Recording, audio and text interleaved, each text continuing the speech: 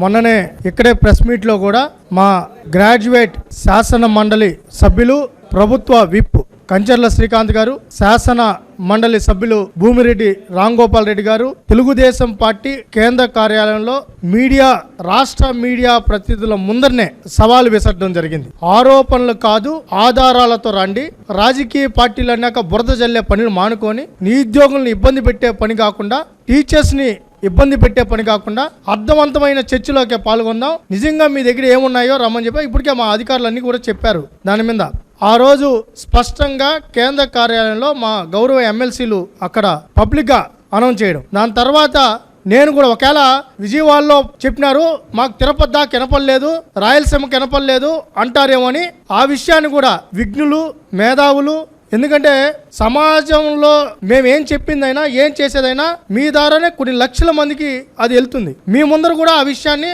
నేను ఇదే వేదిక ద్వారా ఆ రోజు